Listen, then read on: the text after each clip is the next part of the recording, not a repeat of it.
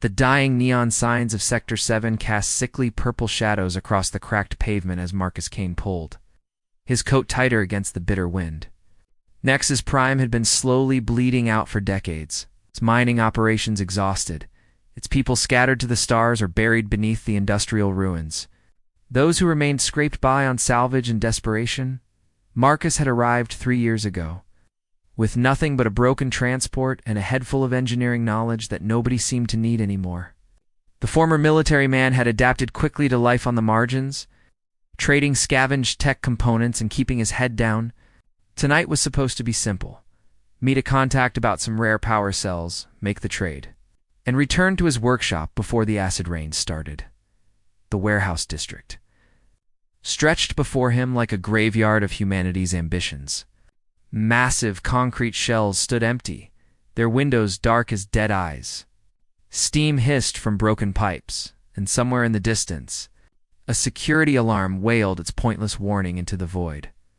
Marcus followed his contact's directions deeper into the maze of abandoned buildings, his boots echoing against wet metal grating. The power cells were allegedly stored in Warehouse 47, but as he approached the coordinates, something felt wrong. Too many heat signatures on his scanner, too many voices carrying through the thin walls. He pressed himself against a rusted support beam and activated his audio enhancers. What he heard made his blood run cold. Next lot is the Etherean female. Bids start at 500 credits for immediate processing, or 800 if you want her intact for a few days first. Marcus crept closer to a broken window and peered inside. The warehouse had been converted into a crude auction house, with cages arranged in rows beneath harsh spotlights. Alien beings of various species huddled behind bars, while a crowd of rough-looking humans shouted bids and crude comments. His eyes found her immediately. She was different from the others, taller, with pale blue skin that seemed to shimmer under the lights. Her silver hair hung in matted strands around her face. But even through the grime and bruises, Marcus could see the intelligence burning in her violet eyes. She knelt in the center of her cage, hands bound, wearing nothing but torn fabric that had once been clothing. The auctioneer, a fat man with gold teeth and cybernetic implants, gestured toward her cage with obvious glee. This beauty's from the Etherean colonies, before they got glassed. Last of her kind, according to the manifest. Perfect for collectors who like exotic experiences, or butchers who want premium meat. The crowd erupted in crude laughter and competing bids. Marcus felt his jaw clench as he watched the female alien's reaction. She didn't cower or plead like many of the others. Instead, she stared directly at the auctioneer with such intensity that the man actually took a step back. 1,200, shouted a voice from the crowd. 1,500 for processing rights. Marcus found himself moving before conscious thought took over. He slipped through a service entrance and emerged into the auction floor's shadows, his hand moving instinctively to the plasma pistol hidden beneath his coat. 3 years of careful anonymity were about to go up in smoke, but he couldn't walk away. 2,000 credits, Marcus called out, his voice cutting through the noise like a blade. The crowd turned to stare at this newcomer, a tall, weathered man with graying brown hair and scars that spoke of military service. His clothes were simple, but well-maintained. And there was something in his green eyes that made the rougher elements of the crowd think twice about. Challenging him, the auctioneer's gold teeth gleamed. Well, a serious bidder. 2,000 credits for the Etherean female. Do I hear 3,000, came a voice from the back. Marcus stepped forward into the light. 5,000. Final offer. The warehouse fell silent, except for the distant drip of condensation and the hum of failing electrical systems. 5,000 credits was more than most of these scavengers saw in a year. The auctioneer looked around the room, but no counterbids came. Sold to the gentleman in the gray coat. Cage 17 is yours, friend. Payment up front. Marcus approached the auction block, his credits transferring automatically as his wrist scanner synced with the auctioneer's system.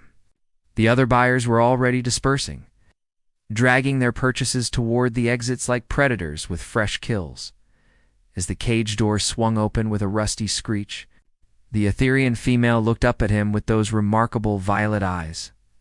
She didn't speak, but Marcus could see the questions burning there. Another owner. Another master. Another form of suffering. He knelt down beside the cage, keeping his movements slow and non-threatening. "My name is Marcus," he said quietly. "I'm not going to hurt you." For a long moment, she simply stared at him. Then, in a voice like winter wind through crystal caves, she whispered, "Why?" The single word carried more weight than any speech could have. Why had he spent his savings? Why had he exposed himself to danger? Why should she trust him when every other human she'd encountered had treated her like property? Marcus didn't have a good answer. He only knew that walking away hadn't been an option. "Because everyone deserves a choice," he said finally. Marcus led her through the labyrinthine streets of Sector 7. Staying to the shadows and avoiding the patrol routes he'd memorized over months of careful observation, the Etherean female walked beside him in silence, her bound hands clutched against her chest, bare feet making no sound on the wet pavement, despite the broken glass and twisted metal scattered. Everywhere his workshop occupied the third floor of what had once been a textile factory. Marcus had spent 2 years converting the space into a functional home and repair facility, complete with reinforced security doors and a small fusion generator he'd salvaged from a crashed transport. It wasn't much, but it was hidden and defensible. As the heavy security doors sealed behind them with a satisfying thunk, Marcus gestured toward a small alcove he'd set up as a basic living area. A few salvaged chairs surrounded a low table, and thermal blankets were stacked against the wall for insulation. "You can sit wherever you'd like," he said, then immediately felt foolish. After years in captivity, the concept of choice probably seemed meaningless to her. She remained standing near the door, violet eyes cataloging every detail of the room. Her gaze lingered on the workbenches covered with electronic components, small kitchenette area, and most importantly, the multiple exits Marcus had built into the space. "What is your name?" Marcus asked gently. "Nix," she replied after a long pause. Her voice carried an accent he couldn't place, each syllable precise and musical, despite the roughness of exhaustion. Marcus nodded. "Nix, that's beautiful." He moved slowly toward a storage cabinet, making sure she could see everything he was doing. "I have some medical supplies if you're injured, and food if you're hungry." Nix's eyes tracked his movements like a predator watching for threats. "What do you want from me?" she asked directly. The question hung in the air between them. Marcus had been dreading it because he didn't have a clear answer. His purchase of her freedom had been pure impulse, driven by outrage and something deeper he couldn't name. "Nothing," he said finally. "I want nothing from you except to know that you're safe." Her laugh was bitter and sharp. "Safe? There is no safe for my kind anymore. The Etherean homeworld is ash. My people are scattered or dead. I am alone." Marcus retrieved a first aid kit and approached carefully. "You don't have to be alone anymore. Not if you don't want to be." Nix studied his face, searching for deception or hidden motives. What she found there seemed to surprise her. When he held up a small cutting tool, she extended her bound wrists without being asked. The restraints were cruder than Marcus had expected. Twisted metal strips, designed more for psychological impact than actual security. They came apart easily under his careful cuts, leaving angry red welts around her wrists. "These need treatment," Marcus said, reaching for antiseptic spray. As he worked on her injuries, Nix spoke quietly. "I was a teacher before the war. On my world, we valued knowledge above all else. We thought our learning would protect us from the violence that consumed other species." Marcus listened as he cleaned and bandaged her wounds. Her skin was warmer than human normal. He could feel the subtle vibration of her pulse through her wrists. "We were wrong," Nix continued. "When the hegemony came, our books and philosophies meant nothing. They took what they wanted and burned the rest." "How long ago?" Marcus asked. 3 years. I was sold at the first auction, then again when my owner grew bored with me.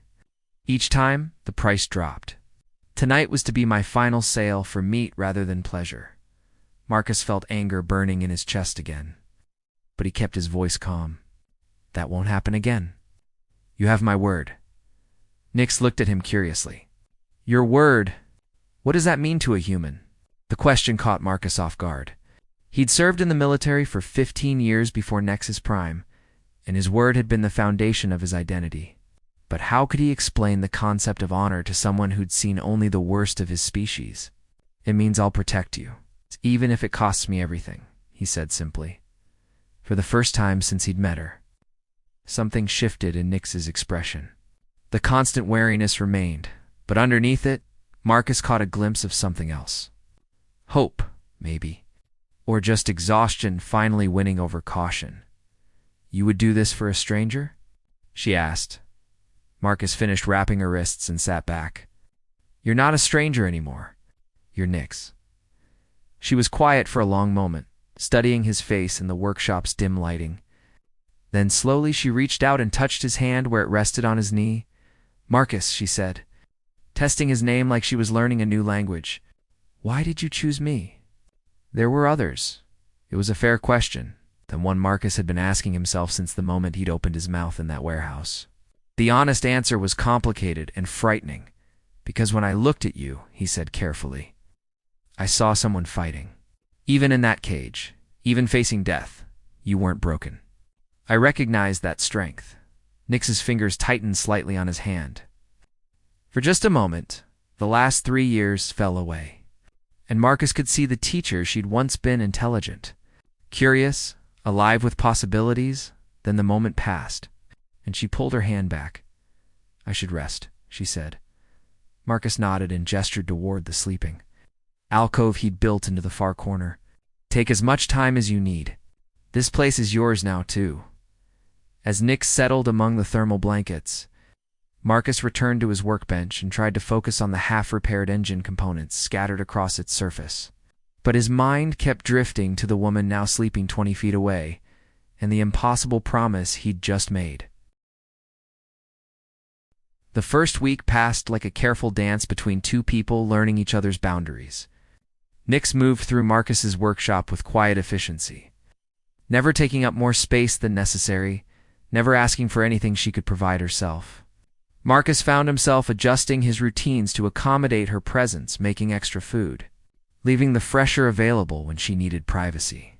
Speaking more softly during his work calls with salvage contacts, it was during the second week that their fragile coexistence began to shift into something deeper.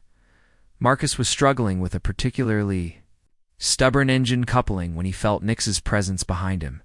She'd been watching him work from across the room, and now she approached with hesitant steps. May I? She asked, gesturing toward the component. Marcus looked up from his tools, sweat beading on his forehead. You know engines? Etherian ships used similar technology. Before... She let the sentence hang unfinished.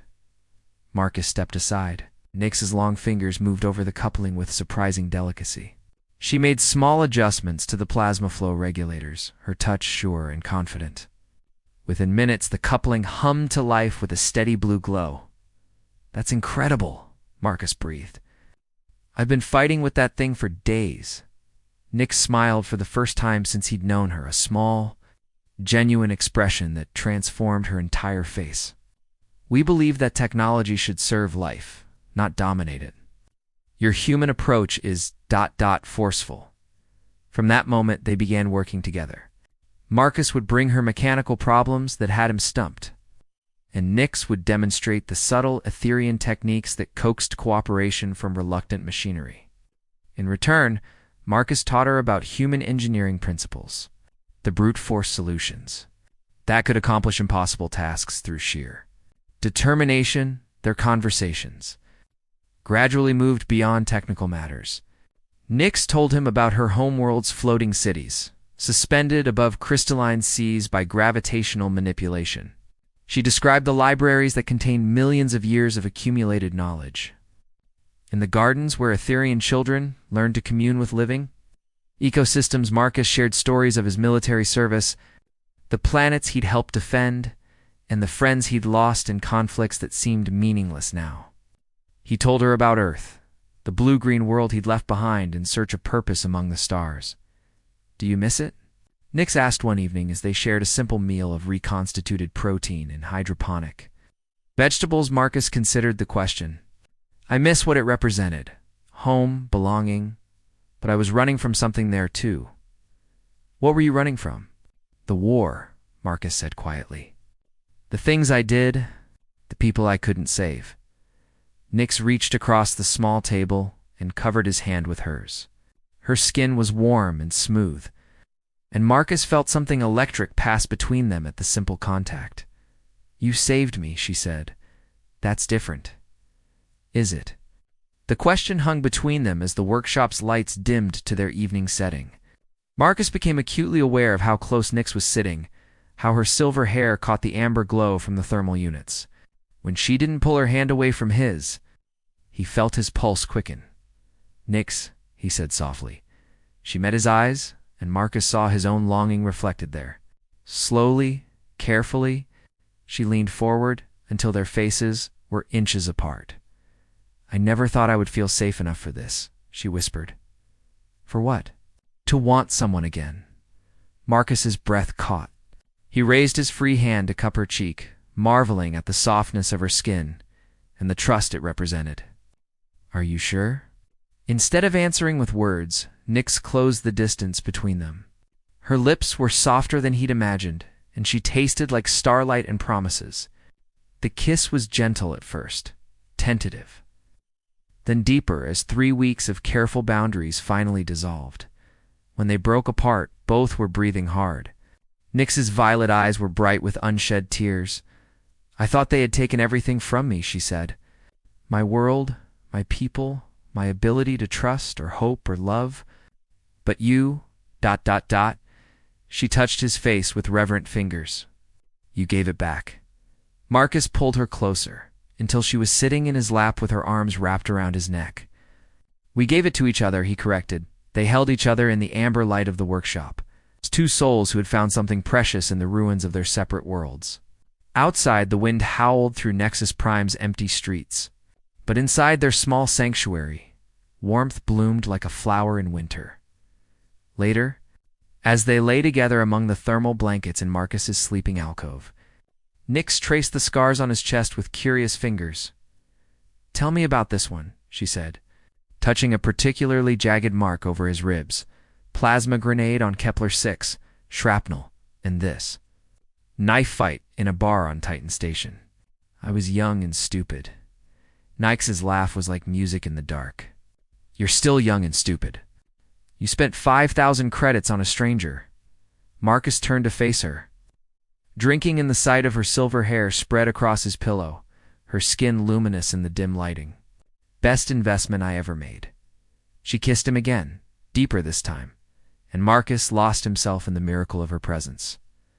They moved together with growing passion, their bodies learning each other's rhythms and responses. When Nix cried out his name, Marcus felt something heal inside his chest that he hadn't even realized was broken. Afterward, as Nix slept curled against his side, Marcus stared at the ceiling and tried to process what had happened between them. 3 weeks ago, his biggest concern had been finding enough salvage to pay rent. Now he had a woman in his bed who made him feel like the universe might have purpose after all. The thought should have terrified him. Instead, as Nix's breathing deepened into true sleep, Marcus found himself planning ways to keep her safe, to build something lasting from the connection they'd discovered. He had no way of knowing that tomorrow would bring news that would test that determination in ways he couldn't imagine. Marcus woke to the sound of his proximity alarm screaming through the workshop's communication system. The harsh red lights of the security grid painted everything in bloody shadows as he rolled out of bed and reached for his clothes. "What is it?" Nix asked, instantly alert despite having been deep in sleep moments before. "Motion detectors," Marcus replied, pulling on his boots and checking his weapons. "Multiple contacts? Military formation? Someone's found us." They dressed quickly and moved to Marcus's monitoring station, where multiple screens showed feeds from hidden cameras throughout Sector 7. What they saw made Kosa's blood run cold. 12 figures in advanced combat armor were moving through the abandoned streets with professional precision, Their equipment was top-tier: energy shields, plasma rifles, sensor packages that could track a heartbeat from half a kilometer away. These weren't local thugs or opportunistic scavengers. This was a full bounty hunting team. "They're here for me," Nix said quietly, her voice steady, despite the fear Marcus could see in her violet eyes. "How can you be sure?" Nix pointed to one of the screens, where the team leader was consulting a handheld scanner. "Etherian genetic signatures are unique. My DNA is logged in databases across the galaxy as part of my slave registration. They can track me anywhere now." Marcus felt rage building in his chest, but he forced himself to think tactically. The workshop's defenses were designed to keep out desperate scavengers, not professional soldiers. If they stayed here, they'd be trapped. "We need to move," he said, gathering essential supplies and weapons. "I know these streets better than they do. We can lose them in the industrial maze." As they prepared to evacuate, Marcus's communication system chimed with an incoming message. The face that appeared on the screen made Nix gasp in recognition. The bounty hunter was human, pale skin marked by ritual scars and eyes like chips of black ice. His armor bore the insignia of the hegemony's elite tracking division. "My name is Corvin," the man said, his voice carrying a slight accent Marcus couldn't place. "I'm looking for stolen hegemony property specifically. An Etherian female, designated as Subject 7743. I have reason to believe she's in this sector." Marcus muted the transmission and turned to Nix. "Do you know him?" "He was at my homeworld when it fell," Nix whispered. "He led the capture teams that rounded up survivors for the slave markets. They called him the Collector." Marcus unmuted the transmission just as Corvin continued speaking, to whoever is harboring the subject. "You have 1 hour to surrender her peacefully. If you comply, you'll be compensated for any expenses incurred. If you resist, ... double quotes, Corvin's smile was cold as winter. "Well, I do enjoy a challenge." The transmission ended, leaving Marcus and Nix staring at the darkened screen. 1 hour, Marcus said grimly. "We need to be gone in 10 minutes. They moved through the workshop with practiced efficiency, grabbing only what they could carry. Marcus sealed his most valuable equipment in hidden compartments and activated the workshop's self-destruct protocol. It would only destroy sensitive data, but it might slow down their pursuers as they prepared to leave through Marcus's emergency exit. Nix grabbed his arm. "Marcus," she said urgently, "you don't understand what you're facing. Corvin has never lost a target. He's enhanced cybernetic implants, combat drugs, military-grade neural processing. He won't stop until I'm dead or back in chains." Marcus looked into her eyes and saw not just fear, but resignation. She was already accepting defeat, preparing to sacrifice herself to save him. "Then it's a good thing I'm too stupid to quit," Marcus said, echoing her words from their first night together. Despite everything, Nix almost smiled. "You are definitely too stupid." They left the workshop through a service tunnel. Marcus had carved out of the building's foundation, emerging 3 blocks away in the ruins of an old chemical plant. The night air was bitter with the promise of acid rain, and steam rose from dozens of thermal vents scattered throughout the industrial wasteland.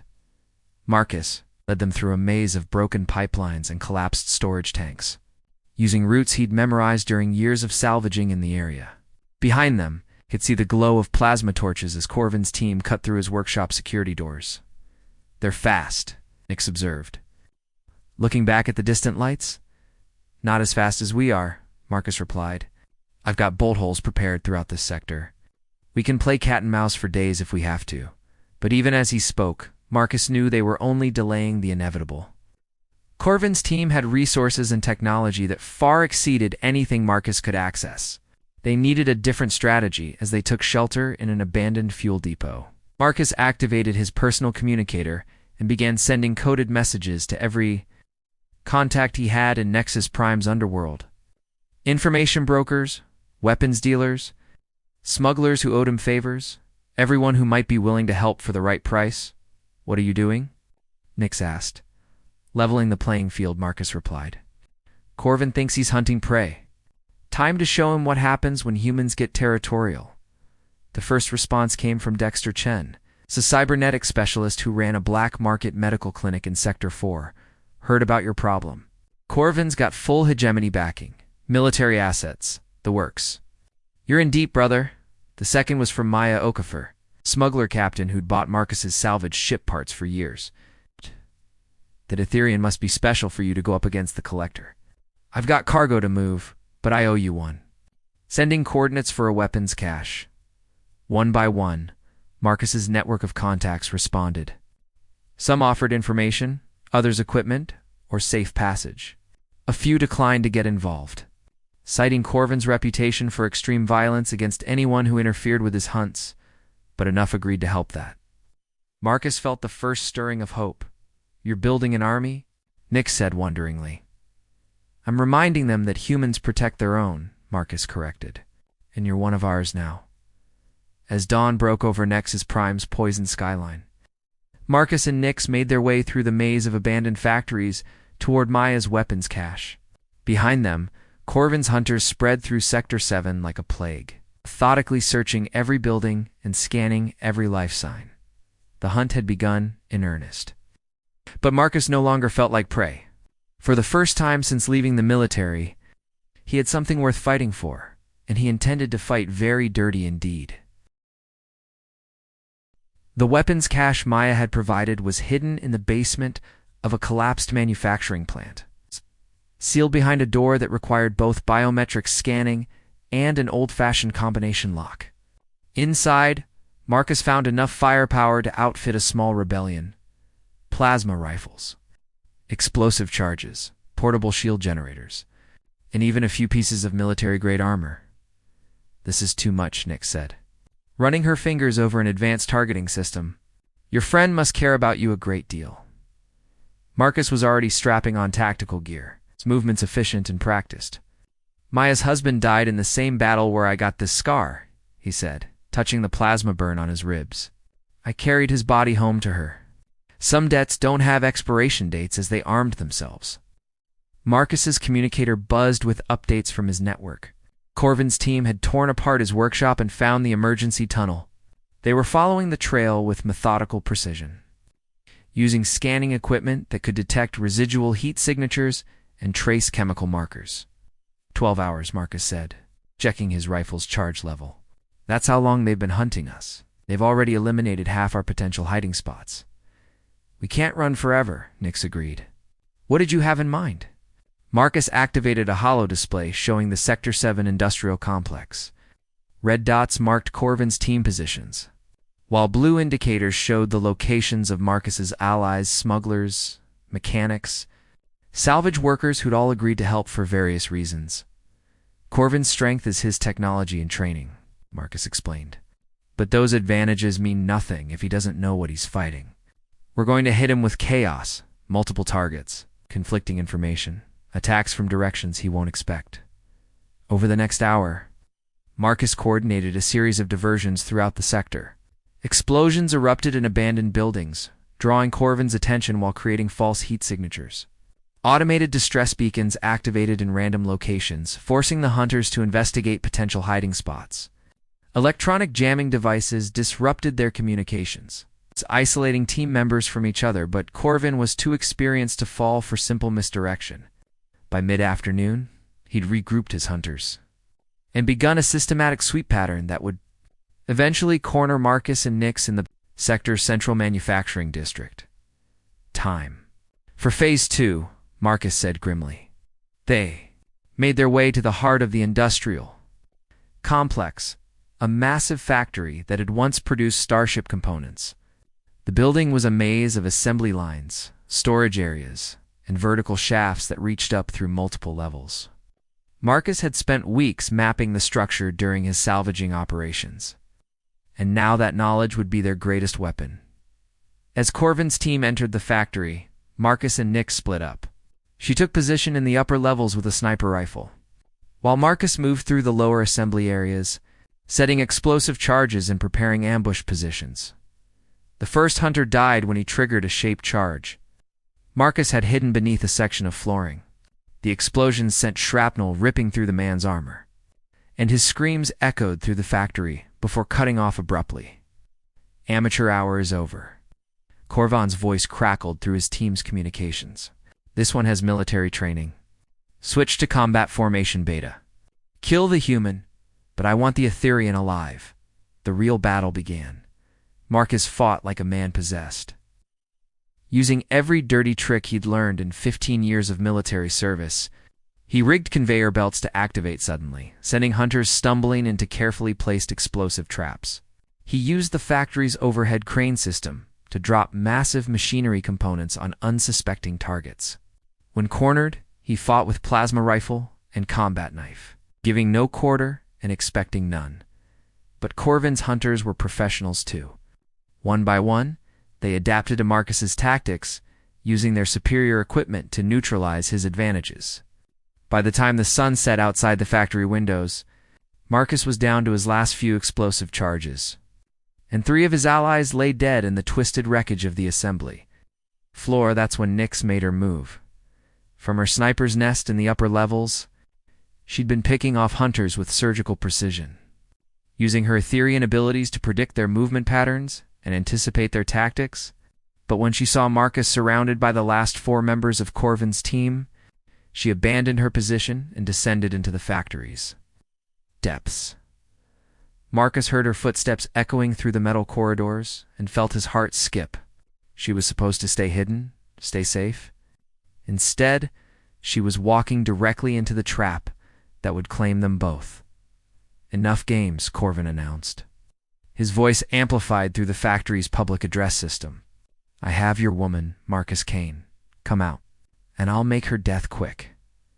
Marcus found them in the factory's main assembly hall, Corvin holding Nyx at gunpoint, while his remaining hunters kept their weapons trained on the entrances. The Collector looked exactly as Marcus had expected, tall, pale, with the kind of predatory stillness that marked apex killers. You've caused me considerable trouble, Corvin said conversationally. Normally I'd kill you slowly for that, but I'm feeling generous today. Surrender now, and I'll grant you a clean death.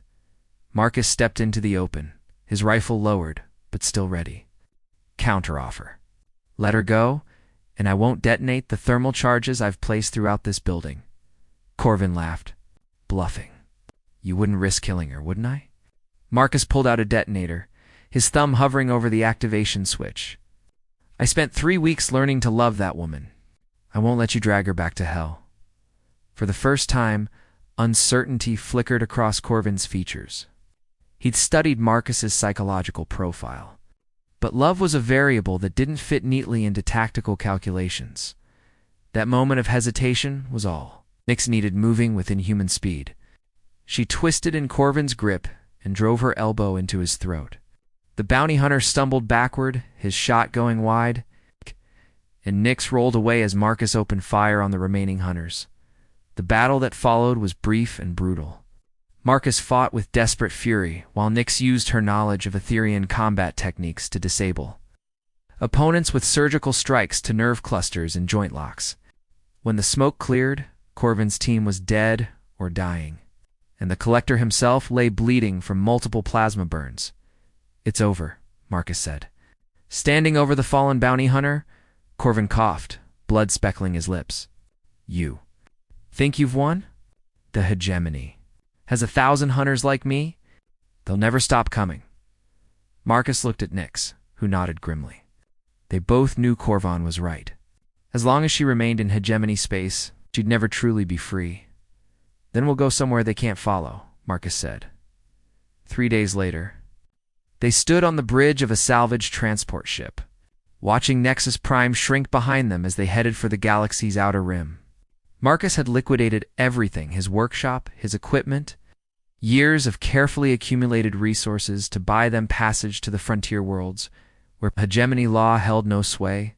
Any regrets? Nyx asked, her hand finding his as the stars wheeled around them. Marcus thought about the life he was leaving behind, the safety of anonymity he'd traded for love and danger.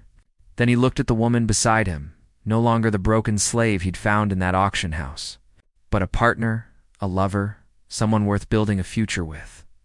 None, he said, and meant it. The transport ship Freedom's Edge jumped to hyperspace, carrying them toward whatever waited beyond the edge of known space.